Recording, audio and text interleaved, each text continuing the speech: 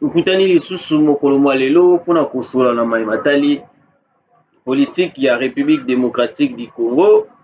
Ndenge kaka bokomona bandeko na nga de père et de mère, parce que cette émission est destinée aux Congolais de père et de mère, non aux Congolais au bazali bademi Dakar, non aux Congolais oyo balukaka Congo ekwea, mais aux Congolais oyo balukaka Congo ezala toujours Congo, Congo est résisté, ezala Congo moko fort, ezala Congo moko puissant. Bandeko na nga bino bokolanda biso, bokoki kosala biso signe si le son est bon, bokoki kosala biso signe soki son ezali malamu, parce que ekosala biso vraiment bien makasi, parce que tolingi te tosala bino émission, et puis na émission wana ezala que son est raté, ekosala biso vraiment passe makasi, parce que notre souci est de vous informer, parce que au moment où je vous parle, très chers abonnés, très chers Congolais, situation ya République démocratique du Congo ekomi kokende mabe makasi. Le Congo est menacé. La République démocratique du Congo est menacée na bato oyo bakoluka Congo ezala ebunga, Congo ezala menacé, Congo ezala Congo moko ya désordre. C'est ce que Kabila voulait à tout prix, que Congo la biso ezala Congo moko ya désordre, Congo moko ya infiltration, ezala Congo moko ya bato oyo bako comprendre lisusu makambo bien te. Alors aujourd'hui, je vais vous parler de la situation qui se passe réellement. Je vais vous parler de Joseph Kabila, de Jeannette Kabila, et puis je vais vous parler du président de la République, les voyages mystérieux du président de la République. Parce que certaines personnes se demandent beaucoup de questions. Même au Konzamboka, voyage nini na salaki, et puis il y a certaines personnes, comment je peux dire, bakomi ko tweeter en disant que non, celui qui fait l'intérim du président de la République, Ezali Mama Marthe. Vous voyez comment est-ce que des Congolais mal intentionnés bakomi ko interpréter makambo mabe makase na sens que ya koyeba na ko nuire bokonzi ya mokonzi mboka. Le pouvoir du président Félix Antoine Tshisekedi bakomi ko luka ba nuire yango, parce que bakomona que non, le président de la République azosala ba avancé malamu, azosala makambo ya malamu, azo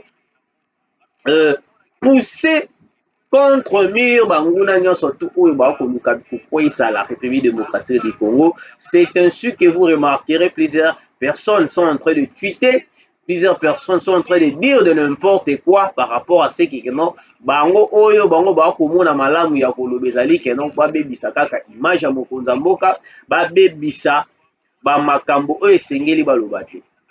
La résidence de Jeannette Kabila encerclée. Qu'est-ce qui se passe réellement dans la résidence de Jeannette Kabila? Et puis, où est passée Jeannette Kabila? Parce que sa résidence est encerclée. Et puis, on se pose la question, la résidence de Jeannette Kabila est encerclée?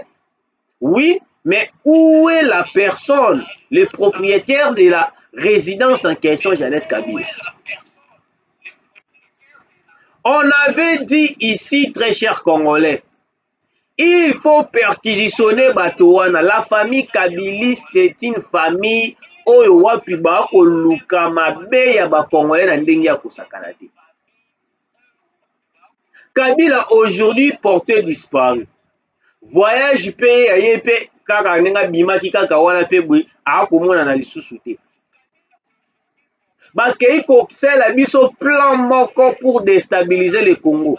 Le Congo aujourd'hui, il est exposé na bato oyo ba gérant Congo, mais ba gérant Congo bien te basalela ba intérêt na bango. Parce que lelo yo bakomi kozoyoka lisusu goût ya kozonga lisusu na bokonzi, bamoni bokonzi ya Tshisekedi ekomi ko coincer bango makasi.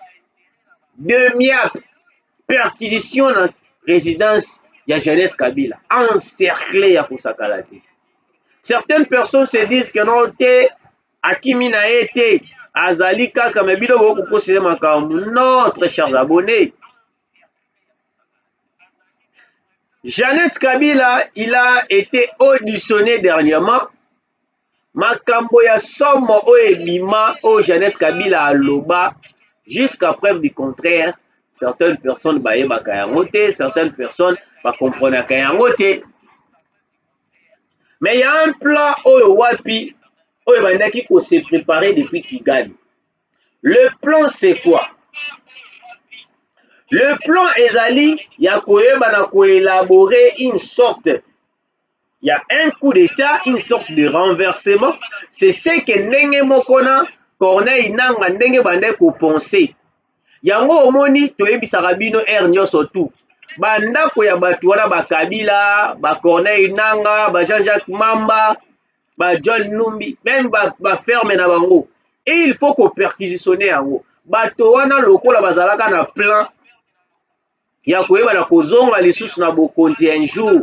Babomba babiloko na bandako na bango. Oyo wapi soki totikali kidiba ndenge bayebisaka biso ke na te tokosala retour, tokozonga na bokonzi, tokozonga na bokonzi, tokosala bwe, tokosala bwe. Bapreparaka deja kuna bango parce que bayebi deja ke na place kingani toza na mandoki, na place kingani toza na bato oyoyo bakoki kosoutenir biso. Ndenge moko tomona parti politique ya Hippolyte Kanambe Kazembe Kabila, un parti politique des rebelles, un parti politique des rebelles. Oyo wapi souci na bango ezali nini? Basala en sorte de créer une rébellion na kati ya mboka na biso, et puis na kati ya rébellion wana bayeba na ko déstabiliser le pouvoir de Félix Antoine Tshisekedi, parce que c'est ce que oyo bango bakoluka na minute oyo, c'est ce que oyo bango bakoluka na minute oyo, parce que ba comprendre déjà que non Tshisekedi aza na ba stratégie moko militaire, Tshisekedi aza na ba stratégie moko oyo ekomi ko coincer bango ba agir na ba position na bango, ba agir na ba façon na bango ndenge basalelaka makambo. Alors la résidence de Jeannette Kabila encerclée. Nous demandons au service de sécurité, nous demandons na bato nyonso tu oyo bokolanda biso.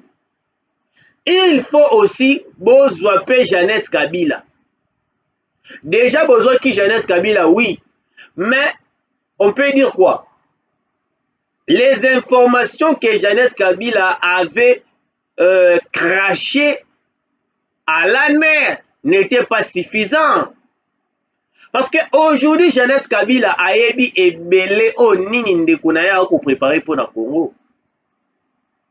Certaines personnes vont commenter dans les commentaires de l'émission awa en disant que au monité vidéo oté ils ont le rôle aux la propagande ya ba M23. Non, très chers abonnés.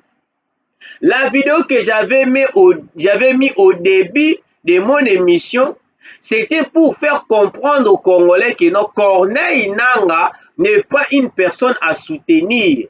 Corneille Nanga n'est pas une personne ya kutendre ye maboko ya ko applaudir ye. Comme ndenge moko na John Numbi. John Numbi nous dit que non te a ko betela Corneille Nanga maboko. Alobi que ote Corneille Nanga azala makambo ya malamu, Corneille Nanga bako bundela ekolo, Corneille Nanga.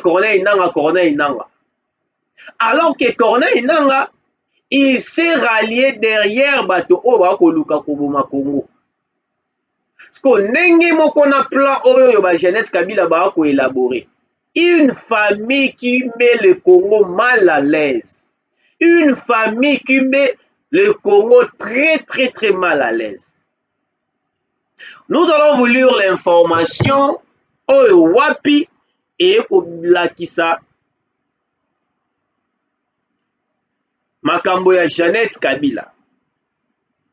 Et puis nous allons développer pour vous faire comprendre qu'est-ce qui se passe réellement. Et puis avant d'abord de lire l'information, la plupart ya bato oyo basali tweet ya makambo ya Jeannette Kabila oyo ezali la plupart ya bato ya PPRD. Excusez-moi, je suis enrhumé, très chers abonnés. La plupart ezali bato oyo bazali bato très proche ya Joseph Kabila, bato bazali très proche ya bato ya régime oyo balingaka mboka ezonga nsima. Tomoni ba Peter Tchani, tomoni ba Patrick Lokala, bango nde mutu baye basali ba tweet wana, et puis basali ba tweet moko ya bagravise lisusu makambo makasi. Nous allons commencer avec Peter Tchani. Des policiers militaires déployés en masse depuis plus d'1 heure devant la résidence de Jeannette Kabila, sœur jumelle de l'ancien président Joseph Kabila, à l'instant à la commune de la Gombe. Aucune autre information sur la raison de leur présence. Ce que tu es Patrick Lokala.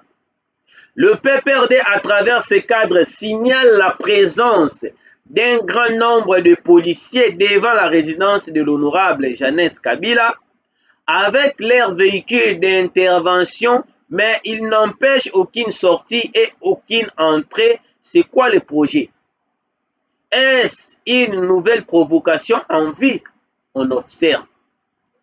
Provocation nini oyo bango bakomi kolobela? Parce qu'au moment où nous sommes, toyebi bien comment est-ce que le pays est menacé, nous ne devons jamais, ou soit nous ne devons pas kotika temps libre d'information oyo wapi média to quelque part eza ko circuler sur dossier moko boye quelconque. Parce que aujourd'hui, na minute oyo tokoloba, les plans oyo Hippolyte Kanamba a préparé pour le Congo, ezali plan moko très noir. Alors, il faut qu'on surveille pas sur pas ya famille Kabili, parce que nous risquons d'être très surpris, parce que Corneille Nangaa jusqu'à présent, il continue toujours à dire que non, nous allons venir au Congo et puis nous allons faire ce qu'on veut faire. Et puis nous allons renverser le pouvoir de Tshisekedi. Alors quand Corneille Nangaa dit que non, bakoya pour renverser le pouvoir de Tshisekedi, Corneille Nangaa fait allusion à quoi? Parce que tout est surtout que non, ici en RDC, nous n'avons pas de gens qui ont bundisa régime ya Tshisekedi. À part le PPRD et puis bato o bazali corrompu na PPRD. Et puis na bato o basala na régime ya kala, bato lokola ba Jeannette Kabila. Parce que Jeannette Kabila aujourd'hui représente un danger contre la République. Parce que biloko ya somo o abimisaka na ANR esalaki biso na nzoto malili. Esalaki biso na nzoto malili. Parce que le Congo aujourd'hui, eza Congo moko tokoki kotika lisusu ba information te e bana koleka kaka biso kaka be wa toyoki eloko moko boye totika yango eleki nango kaka boye ote ekozala nyonso eza nango kimia tosambela kaka nzambe. Non, très cher Congolais, la famille Kabili prépare des choses oyo ekoki konuire le Congo. Yango omoni mokonza mboka komi kosala ba voyage moko mystérieux, ba voyage moko koyebisa bato te, le président de la République, parce que nous avons compris que non, le PPRD et puis les Kabili bazali na plan moko pour déstabiliser le Congo.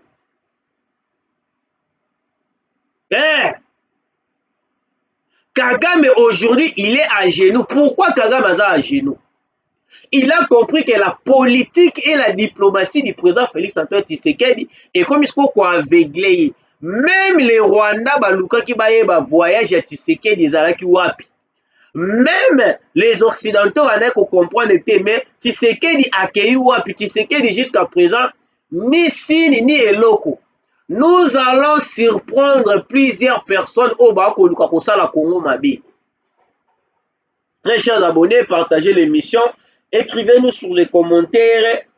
Et pour ça, la vie sauve vrai bien. Tant beaucoup me rappellent dans les commentaires. Ça, la vie sauve vrai bien. Encouragement.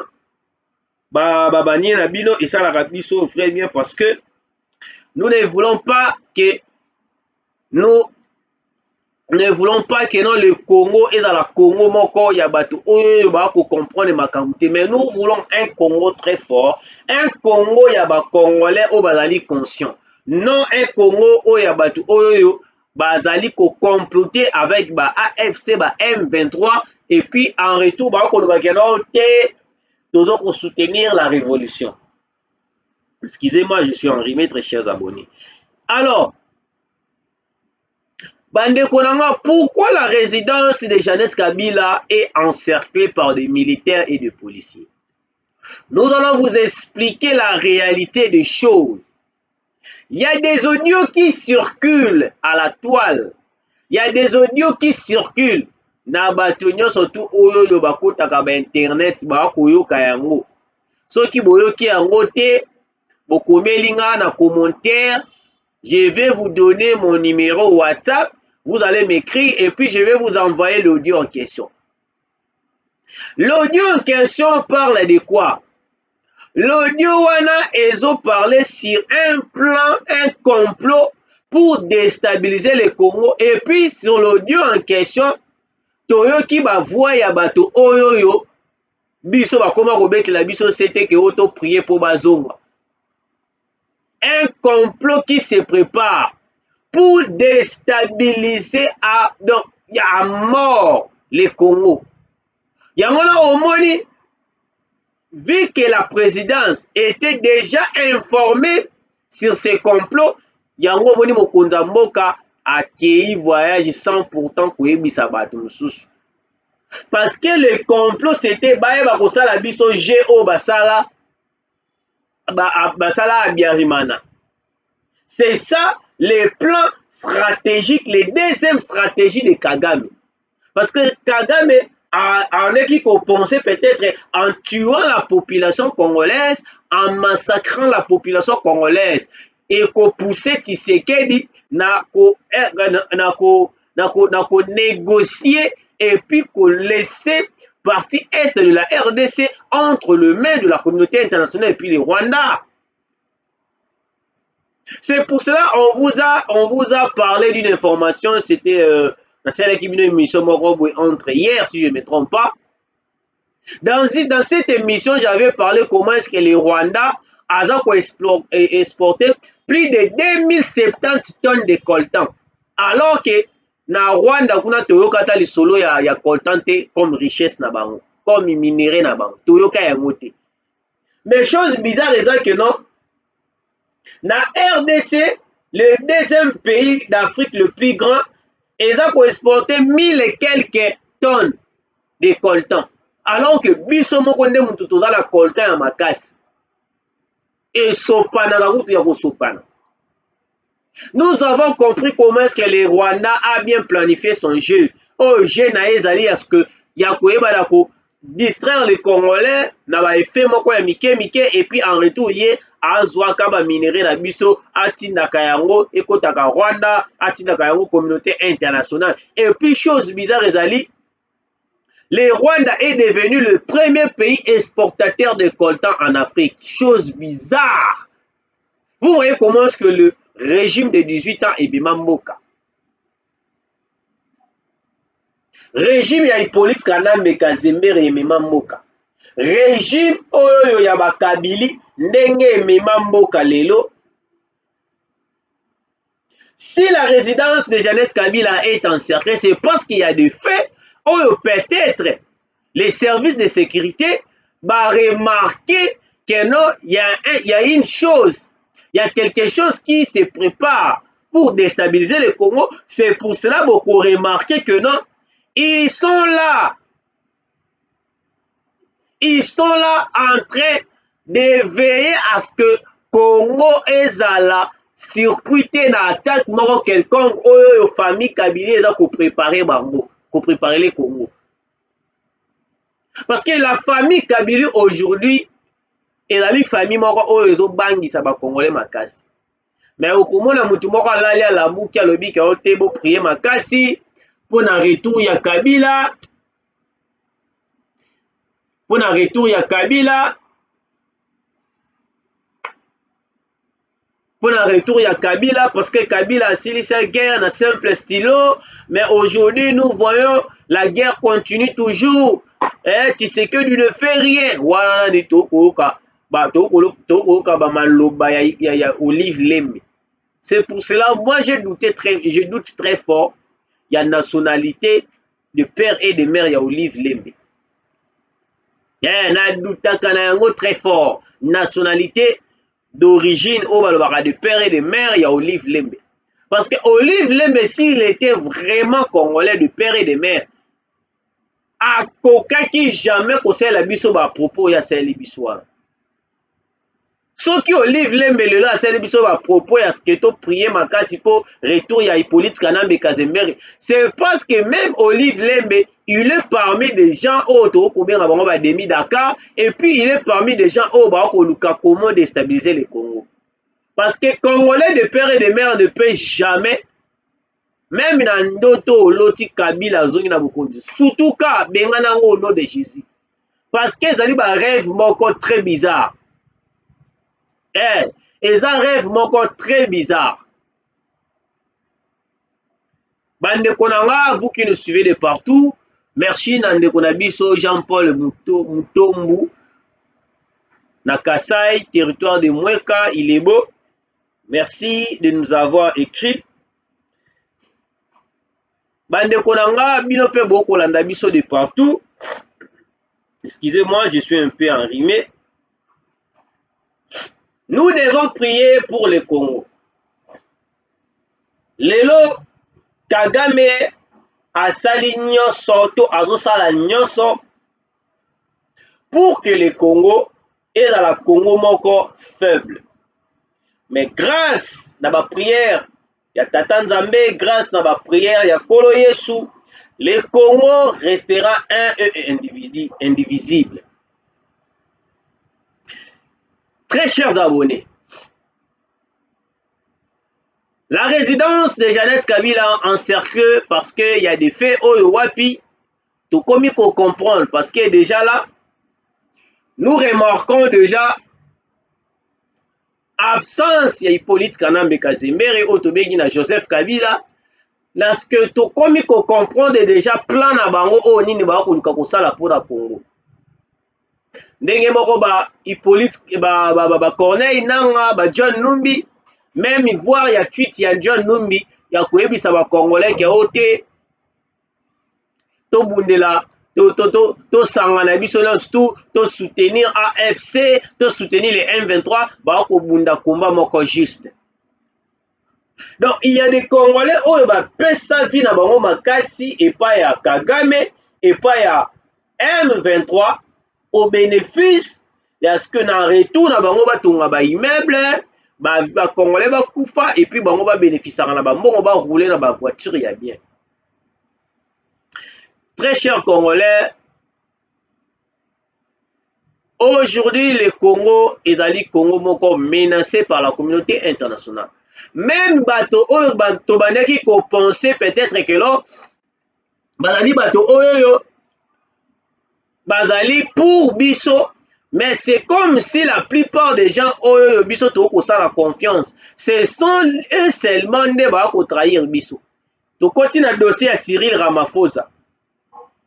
Cyril Ramaphosa, il a été le président oyo wapi biso to bandaki ko penser peut-être que non, avec lui le Congo et ko kende liboso. Mais brusquement Cyril Ramaphosa na Rwanda a kosala biso déclaration en disant que notre solution autre retrouver na Congo dans solution politique, il faut seulement Tshisekedi puisse négocier avec les Rwandais pour que la solution et pour que la paix revienne au pays ou soit revienne à la partie est de la République. On se pose la question, est-ce que c'est obligatoire de négocier avec les Rwandais pour que la paix puisse revenir dans notre pays? Alors que la partie Est appartient à la RDC, mais bango ba Rwandais baye na makasi bakoti na mabele la biso, et puis pour partir de notre sol, et comme ko imposer biso, voire même la communauté internationale qui note, il faut qu'on négocier. Parce que solution ou eza solution moko ya malamu ezaka ko kende ko négocier avec les Rwandais. Vous voyez comment est-ce que les plans déjà ezalaki bien planifiés. Et puis nous risquons, comme on appelle le lotolobi pe SADC et continue à complot à ERC. parce que l'EAC ezalaka mpe kaka boye tokoya tokobeta monguna tokosala boye mais sur terrain l'EAC akoma na l'EAC bakoma kosala bilanga EAC bakoma na bango kolinga basi na biso EAC bakomi kolinga bamama na biso EAC bakomi kolinga bandeko na biso ya basi EAC bakomi na bango koexploiter même baminéré.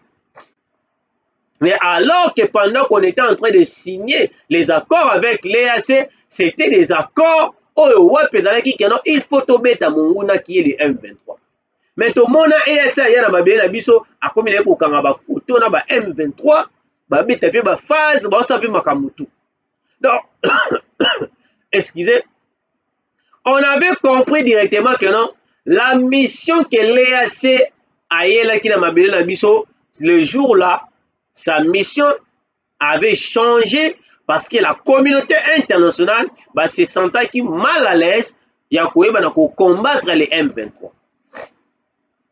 Parce qu'aujourd'hui, soki ba pays, tozui ata 6 à 7 pays sincères envers la RDC, nous allons chasser les Rwandais dans notre sol congolais. Mais eloko ezozalaka difficile ya kozwa 5 à 2 pays sincères envers la RDC, c'est parce que toute la communauté internationale bazali derrière cette guerre qui nous a été imposée injustement et puis qui sont en train d'exploiter illicitement nos minéraux na regard à ce que non ba pays na bango biso to envia kaka France kitoko États-Unis kitoko pays ba kitoko. Bandeko nanga, vous qui nous suivez, très chers abonnés,